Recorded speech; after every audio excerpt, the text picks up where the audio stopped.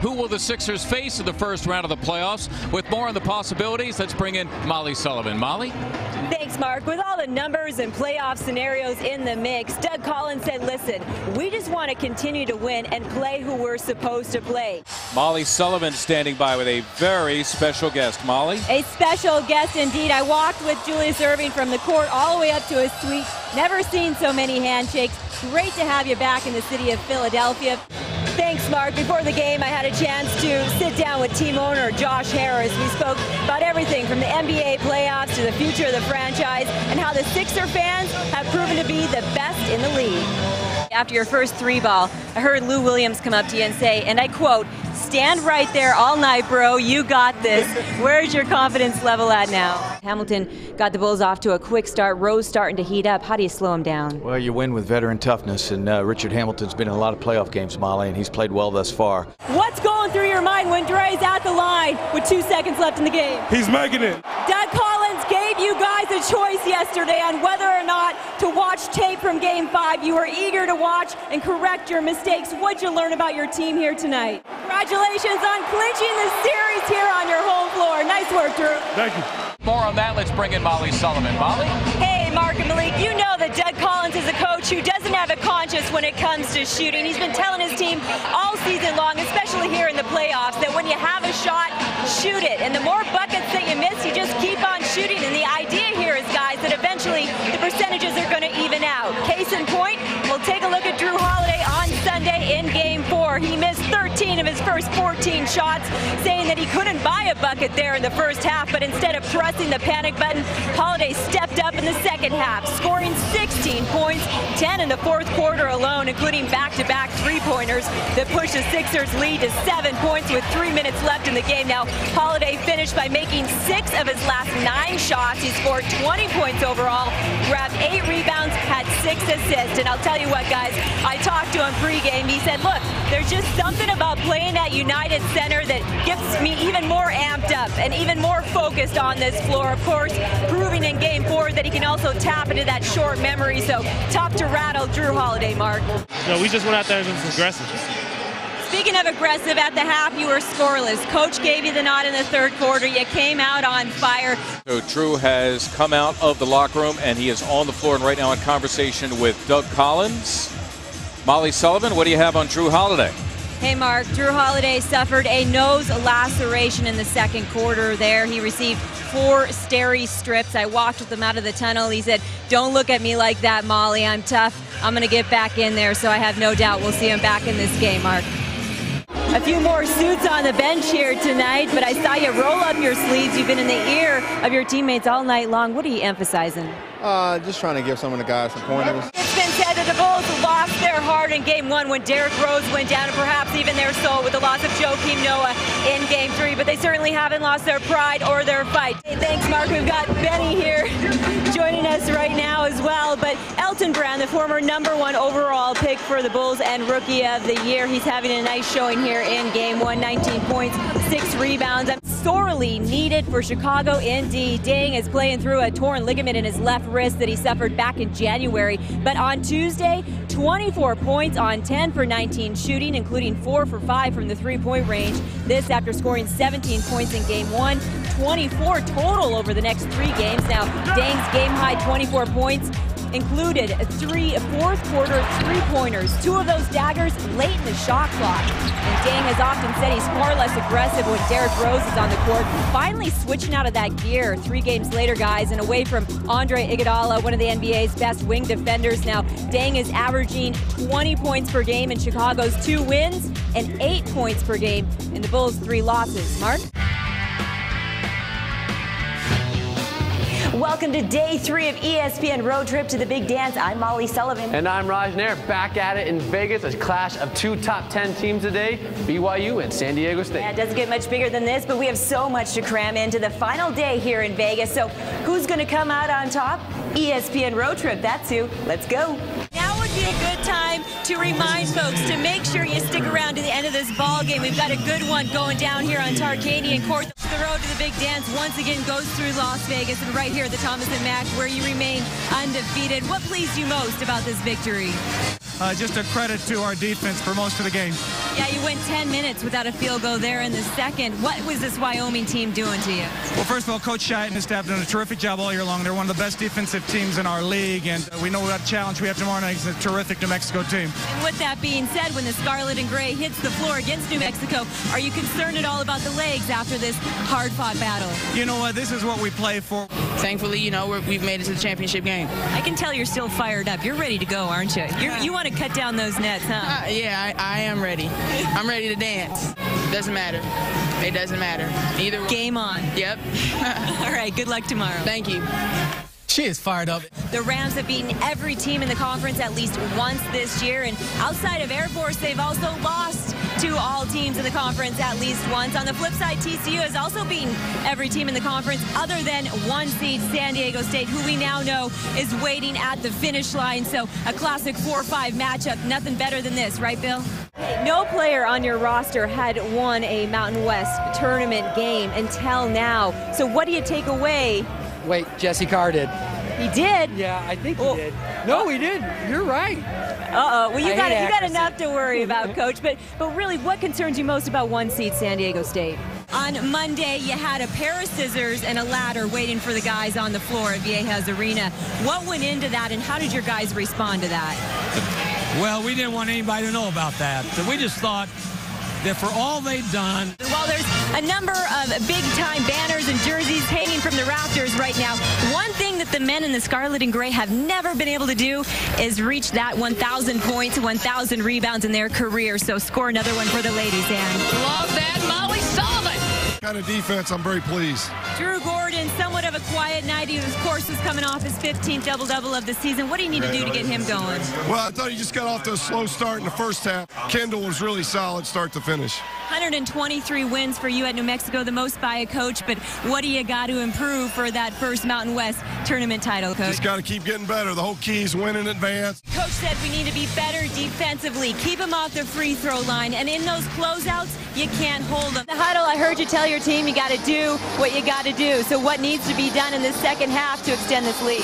Bill, San Diego State has a saying, don't show us anything in a game that we haven't seen in practice. They knew coming in they need to defend that three-point line.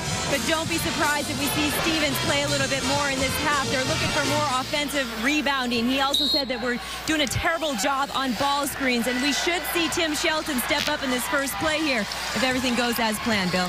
I'm such a rookie, huh, Tark? Anything you do will be fine, believe me. So I've got good luck for my sports broadcasting career is made now, Tark. I hope so. Hey, thanks so much. ESPN Road Trip. We love Tark. Thanks so much for your time. For this very important event. You love this community, don't you? Yeah, we really do. Now, the Lobos may have an edge down the stretch because their two remaining games are at home, but they're not acting like it. Drew Gordon, how's the swagger? We got to play well these two games regardless. I think our swagger hasn't gone anywhere. From the first lap to the final dive, this meet did not disappoint. It was basically a friendly game of anything you can do, I can do better between San Diego State and Boise State. And when you've got a meet this close, how tense was it? Oh, it was very tense. But that's, as an athlete, that's what you live for. And, you know, it may be a bigger stage with brighter lights. And it was so interesting, Bill, being there with my photographer, Adrian Cruz. We were watching the swimmers and the chemistry. You had Boise State on one side of the pool, San Diego State on the other. They knew that it was going to come down to this final relay, but getting the points and having Kristen Meyer, a veteran and such a classy and polished young lady, was really fun to watch her come away with the title. And Adrian Cruz getting a shout out. Good for you. Well played. Now here's Meyer on yet another Mountain West Conference title. How remarkable has the job been by Kristen Hill? She built this program 6 years ago to where they are right now. Well, this is their third consecutive conference title. They've only been around 6 years. So to consider what she's been able to do with the perhaps facilities that she's had available, they're blue-collar student athletes, and that's what they pride themselves on. Sports fans have heard the saying that defense wins championships. Here in the swimming world, sprinting wins championships. This is anyone's race. A great one to kick off our broadcast. So important in these relays to keep your emotions in check. They're supposed to be fun, but you also have a very business-like mentality in the fact that you need to get the job done in warm-ups and then in warm-downs after your individual swim. So in the moment, you can put everything on the line and just race. Key component to becoming a champion butterflyer is getting your body into a plank-like position, which ultimately allows the tightest possible line of motion. All of these women in the pool right now are pros at that. This really is a golfer's marquee event with All-Americans Tyler and Haley Spencer leading the way. Tyler's school record time of 58:22 from the Minnesota Grand Prix in November is the fastest in the nation. She clocked 58:30 this morning. Wouldn't be surprised if she goes under 58 or pretty darn close. Yeah, great thing about our sport is that no one can get in your lane. No one's going to stop you. Jillian knows this is her final 100 breaststroke at Big Ten. She's posted some Nintendo numbers throughout the years, and this is her chance for a big exclamation mark. Notice Indiana's 6-beat kick. Every single leg, it's consistent, and that's because kicking is about 30% of their yardage each day. After observing champions, we know that they all have an explosive kick. We have one more race left. It's the 400-yard freestyle relay. Well, this is the final event of the meet, and that means it's also the last time that each team will be together, competitively speaking. Of course, these Big Ten friendships will last a lifetime, and while some will go on to represent their universities at NCAAs in Austin, this really is the final time everyone will be together. A lot of emotion in the mix. Now, with it being an Olympic year, sports fans are going to be more familiar with 50 meters as compared to 25 yards, which is the case for collegiate swimming. So nailing that turn is crucial at a championship meet like this, especially for distance swimmers. Look, the mile is 66 laps, and if you can knock off just a 10th every single turn, that will give you the edge once your hand hits the wall. You could be the fastest swimmer flag to flag, but if you don't have a complete race, you won't win that championship title. QB Caleb Herring said it to me best. He said, hey, we're right on the edge of doing something great. Try and figure out how do you defend an option-based scheme with a running quarterback who can also throw it down the field effectively. Coach Houck told me that remains his top priority. He also said that no one has had some real success at slowing down Colin Kaepernick, and the most remarkable piece of the puzzle, guys, is how durable he is. Interesting little nugget, Jay and Bill. Coach Mack has been calling me Maui all week instead of Molly, which I love. Honolulu, of course, being my second home, but I'll take Maui too. And he said, look, this is going to be a great comeback road win for the Warriors. Bill? Molly or Maui fits in very well wherever she is. There's a lot to be said about a team that feels no one works as hard as they do, and that really is the Cowboy way. I just walked with Coach Christensen down to the field. He's dialed in, guys. He said this is a game of inches and angles. It's going to come down to doing all the little things right. He added that in order for us to get back on top, we got to get back to work. That starts right here, right now. Getting off the field on third downs. He said we need to eliminate big plays. Bobby Houck is standing by with Molly. Coach, both teams face a similar opportunity. There's a reason why they were able to go to Provo and beat BYU. They are the real deal. He added that a team that can run an option-based attack and throw the ball downfield. It's the same message from the past 3 games. We need to control the things we can control. Very good performance up in Pullman, Washington, coming in and beating a really, really good football team. Yeah, and Hawaii is as pure of a run-and-shoot offensive team as there is in the country. What was your defense able to figure out tonight? Well, when one of the worst pass defenses statistically in the nation comes out and shuts that group down, it's something, especially with Moniz as a quarterback. He's special, and you know what we did is we made plays. We haven't been out of position. We've just not been making plays, and tonight we made them, and I'm excited for our team. You spent the week fielding questions about your team's mental state. How much confidence does this give one of the youngest teams in the nation, led by QB Caleb Herring? Well, I don't know. Maybe they're too young to know they weren't supposed to win tonight, but they're excited to play every time we take the field, even on Tuesday and Wednesdays for practice, and I'm proud of them. I'm happy for them. I'm proud of them. Congratulations, Thanks, Coach. All right, see ya.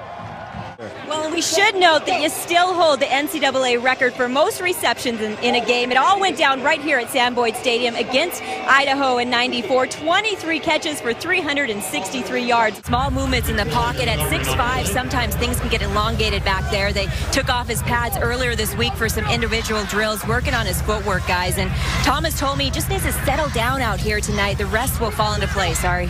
Thank you very much, Molly. It's a really good point by Molly. When you're 6'5". Let's go down to Molly. Thanks, Ari. Coach, no team in the history of this rivalry series has been able to win 6 straight until now.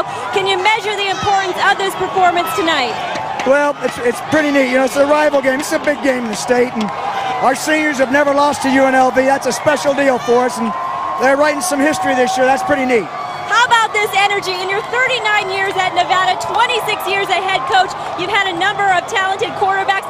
How does Colin Kaepernick rank in his 42 career games? He played really well. He really did. He did a great job all night handling the ball. I thought our offensive front did a great job. And the Fremont Cannon is blue and silver once again, headed back up to Cashel Fieldhouse. That'll be Cashel's Fieldhouse right next to our offices tomorrow. Congratulations, Coach. Thank you. All right, great job all night by Molly Sullivan. Here on the mountain, we've been watching you very closely since the NFL draft. You had a great training camp with the Atlanta Falcons. You led the team in receiving yards in their final preseason game. And I thought tonight was just a real team win. As you work towards a conference championship, you told me that your ball security would have to improve. Third down defense needs to step up, and your kicking game could also improve. Where is your satisfaction level at tonight? And we'll see you next time on the mountain. Okay, ready? Fierce. Mean mug. All right, game over and scene. Perfect. What better way to watch a game than poolside? I'm sold. All right, game time at Encore Beach Club. We know he was a guy that can drop 40, that likes to shoot three-point shots in half court for some reason. But who is Jimmer the man? Who is Jimmer the college student? He's kind of a chill guy, just kind of likes to relax and hang out. What's the best sign that you've seen in the arena? There's been so many good signs. Yeah. They've done a really good job. Lots of will you marry me, Jimmer? Yeah, lots of will you marry my sister, you know, different asking for other people. Right. Now, I've been telling Raj all week that everyone plays harder in Vegas, right, Jimmer? Vegas, right? You just play harder on this court, don't you? Definitely. I mean, it's a great arena. It's it's an NBA style arena. It's fun, great atmosphere. You know that there's going to be a lot of people watching, probably scouts and all these different things. So everybody's got to elevate their level to kind of show what they can do, and we're trying to win a conference tournament championship. So that's the biggest thing. Up next, round 2, semifinal number 6, San Diego State versus the hometown heroes, the Red and Red. And how does it feel to finally surpass Danny Ainge as the #1 scorer in BYU history? Nothing seems to rattle you, man. Take us through that game-winning shot. Coach Fisher told me to go to the ball, wait for about 8 to 10 seconds, call for a ball screen, and make a play happen. And money. Exactly. And this game is not over. What does the conch shell have to say? San Diego State is the back-to-back Mountain West Conference Tournament champions. They pulled off the W over BYU, 72-54. Especially ESPN Road Trip, and BYU and San Diego State did not disappoint. Those guys have moves on the basketball court, but I'm going to show you some guys that have some moves on the stage, the Jabberwockies here at the Monte Carlo. All right, we're here with TJ Fredette, Jimmer's brother, who just happens to be a hip-hop artist. So if I lay a little beat down, you gonna spit some for me? If Molly would do it with me, I would. Heck yeah, I'm game, I'm game. Okay. 3, 2, 1. I'm gonna